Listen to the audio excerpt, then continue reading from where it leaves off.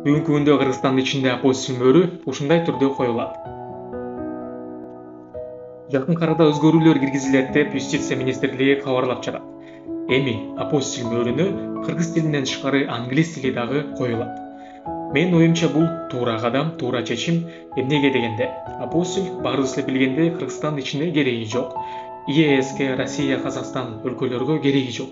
Демек, бул апостиль Америка, Европа, англис тили бар, англис тили колдонула турган жерлерге керек. Биз болсо азыр ошол апостилди алгандан кийин кайрадан муну англис тилине которуп, анан кайра апостилди коюп жатабыз. Мен кыргыз тилин сүйөм, өнүксүн деп ойлойм.